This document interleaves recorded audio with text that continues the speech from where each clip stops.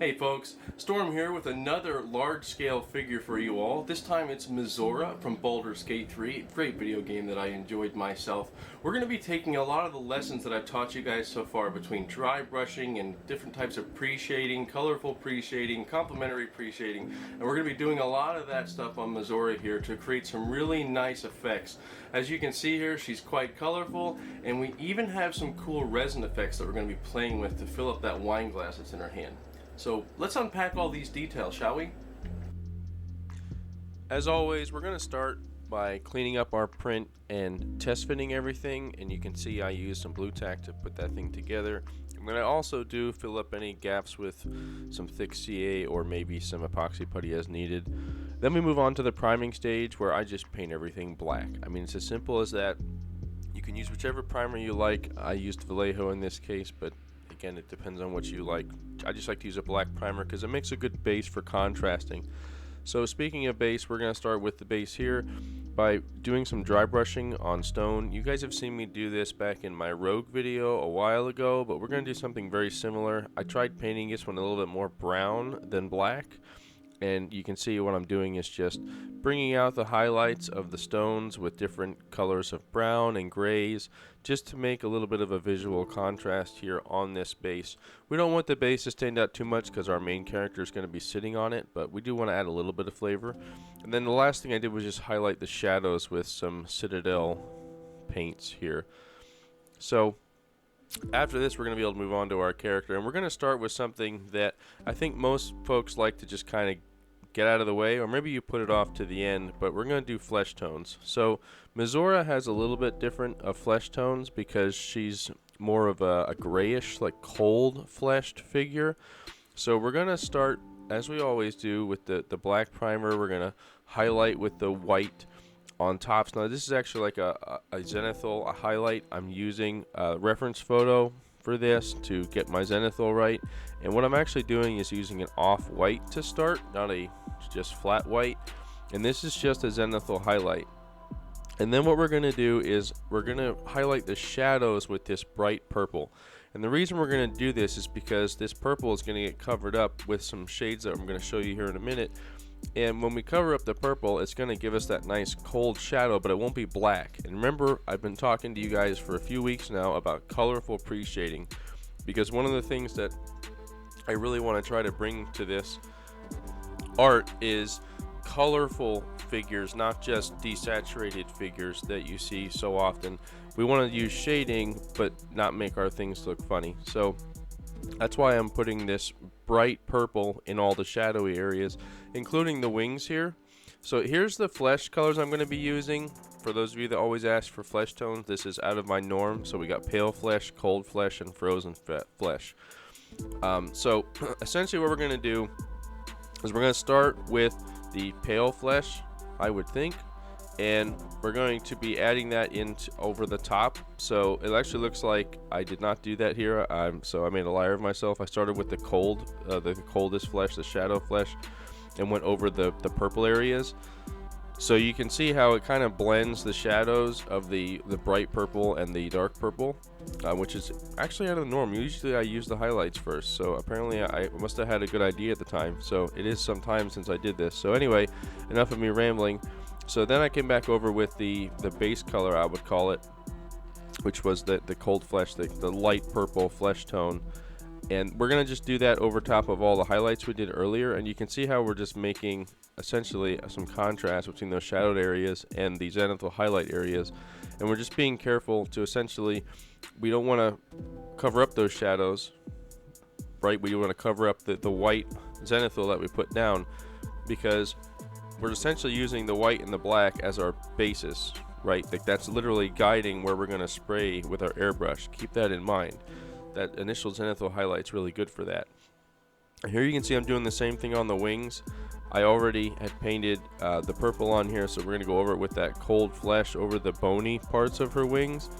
And then the next step is to actually take that highlight, which was the pale flesh, and we're just going to highlight the tops, or the parts of the skin that are going to be exposed to the most amount of light. And like here on her chest, just the upper parts. The idea is we're just creating that contrast between the base color and the shadow color. If you're trying to do any kind of pre-shading or post-shading, you always want to have at least 3 shades. That way it looks more natural. If you only have 2 shades, that's okay. But if you have everything one flat shade, it's going to look just like a toy. And you don't want it to look like that. Now this next step is more into the colorful pre-shading that I've been talking to you guys about for quite a few weeks now. Here what we're going to do is we're going to paint the thin parts of her wings, which is like the skin part I should say. We're going to paint it blue, okay? And what that's going to do is it's going to create a nice base for us then to apply yellow in what I would consider like the thinner areas, so it's kind of like bumpy. So we have like thicker skinned areas and thinner skinned areas. And what that's going to do is create some really cool lighting effects, because we're going to do blue and then we're going to do yellow.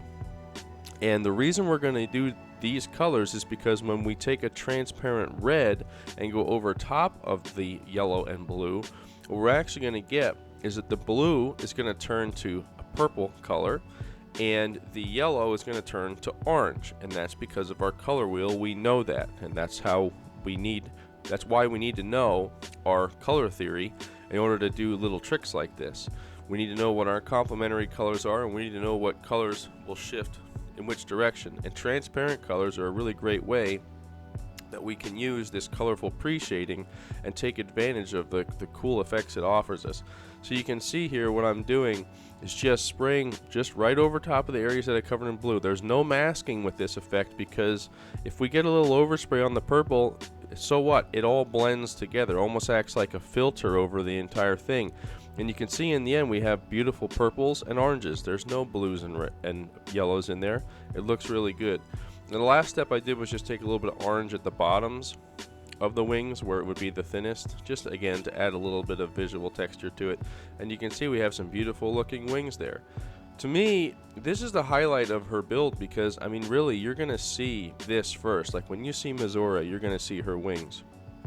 Now moving on to her main body, what I did was I pre-shaded with just grays, because her dress is like a bluish gray color, so I didn't want to just paint it over black. It wouldn't have looked right. So what I did was I used some various shades of gray to do some pre-shading, and then some dark gray to create some shadows, because then we also need to take care of the little pattern that she has on her chest here on her chest piece. So we're going to be using one of my favorite techniques that I keep coming back to, because it's so simple and it's so quick and it's so easy to use. Beginners can use it, experienced people can use it, and if you bash dry brushing, then maybe you just haven't figured it out. So I just think it's such a nice little trick, such a nice technique for bringing out small details like this here. So I'm just using white on this brush and I'm dry brushing these little patterns and stuff that she has on her dress.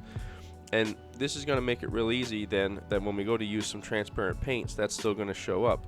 And here's what I'm going to do. So I haven't used these Army speed painters yet. I bought them a while ago, never had a reason to use them until now. So I wanted to make a transparent paint that matched her dress color, and I actually had to mix some gray, white, and blue together to get a nice shade that actually matched her color. And if I hadn't had these speed paints, it wouldn't have actually worked, because I didn't have anything to mix. I tried so many different variations before I got that color to work. So this other tool that I got recently is this gold marker from AK. So it actually is like a liquid pigment marker, and I tell you what, this one is different than their new real color markers that I reviewed a little while ago, but because it actually flows out the end. But this gold is so beautiful, and it looks like gold plating when it comes out. It's so metallic. Now you might want to paint things in non-metallic golds, but I actually like metallics. I think it adds a nice shine. I mean, look at those, even those little beads on her dress really pop out when you paint it with this gold stuff. I mean, this stuff comes out like liquid gold. It's absolutely gorgeous.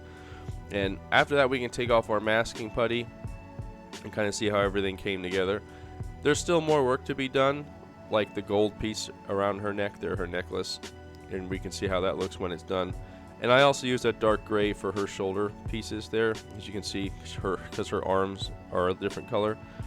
So same color is used here that I used on her arms, I used on her legs here for her feet wrappings here. It's a dark gray. You can use black, but I actually prefer to use dark gray to represent black in a lot of instances like this, especially when there's a lot of color, because the black contrasts a little bit too much. And you also can't shade with it. Like you can see here, I took some lighter gray and I just dry brushed these little curves here, or folds I should say, just to try to bring out a little bit of that detail. And we also did do her toenails as well, and those are in black. So if we would have painted everything black, it would have all looked black. But you see how the black toenails contrast with the gray wrappings, because I didn't just use black. And I think it looks a lot better that way. So this next trick, I talked about filling up her wine glass. So I have some of this Mr. Resin that I've used before to make some clear tail lights on some tanks a while ago. And I also have this dye set for this stuff. So this garnet color was perfect for wine. And you'll see here, we just dye that resin a little bit and mix it up with our stirring stick. What I didn't record was the UV process, but I'll explain that in just a second. So all I did was use a pipette to pour that into the wine glass, and you'll see then it literally fills up the wine glass. And all I did was I put it under a nail curing thing that you can get on Amazon for like, I don't know, $15, and it UV cures out that resin. And then you can see here after it was cured, look how hard it looks. So it looks just like wine in that glass. So it's much better than trying to paint it on, because it literally is wine colored resin in there. So she does have this little patch of fur that kind of goes around her back of her neck, and I wanted to do this very similar to how I did the bear on X23. Is started with the black primer base, put in some rust colors with dry brushing, and then paint it brown. And then you can see I used the same gold marker on all those little pieces that she has, and that metallic gold really stands out. Here we can see what she looks like with all those pieces put in place, including the wings.